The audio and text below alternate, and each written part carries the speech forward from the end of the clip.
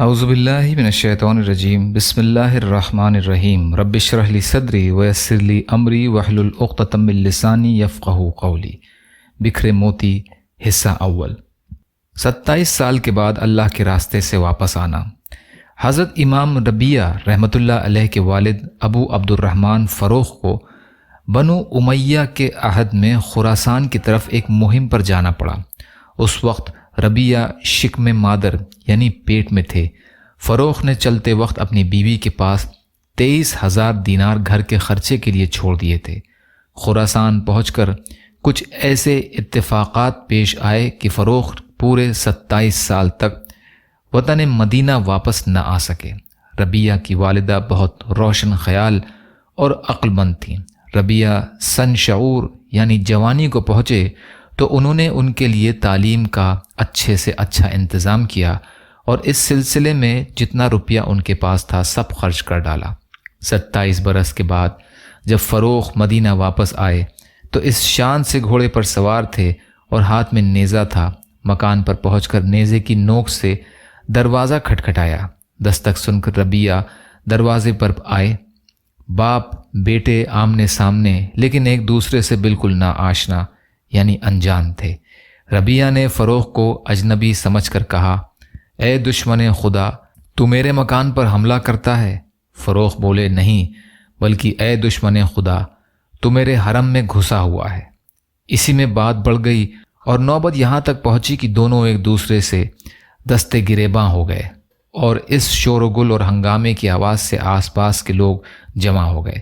دھیرے دھیرے خبر امام مالک بن انس رحمۃ اللہ علیہ کو بھی پہنچ گئی۔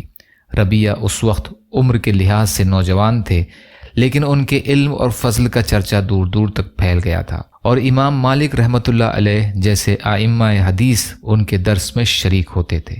امام مالک رحمۃ اللہ علیہ اور ان کے کچھ دوسرے مشائخ کے وقت اس لیے یہاں آئے تھے کہ اپنے استاد حضرت ربیہ کی مدد کریں۔ امام مالک جس وقت وہاں پہنچے، ربیہ اس وقت فروخ سے کہہ رہے تھے، اللہ کی قسم میں تم کو بادشاہ کے پاس لے جائے بغیر نہیں مانوں گا۔ اس پر فروخ کہتے ہیں، اور میں تم کو کس طرح بادشاہ کے سامنے پیش کرنے سے باز رہ سکتا ہوں جبکہ تم یہاں میری بیوی کے پاس ہو؟ لوگ درمیان میں بیچ بچاؤ کرا رہے، شور و شغب برابر بڑھتا ہی رہا، یہاں تک کہ لوگوں نے امام عالی حضرت مالک بن انس رحمۃ اللہ علیہ کو آتے ہوئے دیکھا تو سب چپ ہو گئے۔ امام مالک رحمۃ اللہ علیہ نے آتے ہی فروخ سے مخاطب ہو کر فرمایا، بڑے میاں آپ کسی دوسرے گھر میں قیام کر لیجئے۔ فروخ بولے، یہ تو میرا ہی گھر ہے، میرا نام فروخ ہے اور میں فلاں کا غلام ہوں۔ حضرت ربیہ کی ماں نے اندر سے جو یہ سنا وہ باہر نکل آئیں اور انہوں نے کہا، ہاں یہ فروخ میرے شوہر ہیں اور یہ ربیہ میرے لڑکے ہیں۔ فروخ جب خراسان کی مہم پر جا رہے تھے، ربیہ میرے شکم میں تھے۔ اس حقیقت کے کھل جانے پر باپ بیٹے دونوں نے معانقہ کیا اور خوب مل کر روئے اور فروخ گھر میں داخل ہوئے اور بیوی سے ربیہ کی طرف اشارہ کر کے پوچھا، یہ میرا بیٹا ہے؟ وہ بولی، ہاں۔ تھوڑی دیر کے بعد فروخ نے بیوی سے روپے کے بارے میں پوچھا جو وہ خراسان جاتے ہوئے انہیں دے گئے تھے اور کہا کہ لو میرے ساتھ یہ 4,000 دینار ہیں۔ یہاں یہ سب روپیہ حضرت ربیہ رحمۃ اللہ علیہ کی تعلیم پر خرچ ہو چکا تھا۔ بیوی بولی، میں نے وہ مال دفن کر دیا ہے، چند روز کے بعد نکال دوں گی، ابھی کیا جلدی ہے؟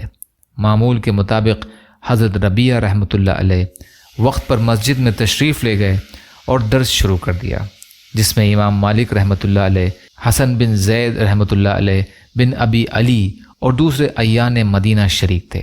ربیہ کی والدہ نے درس کا وقت پہچان کر فروخ سے کہا کہ جاؤ نماز مسجد نبوی میں پڑھنا۔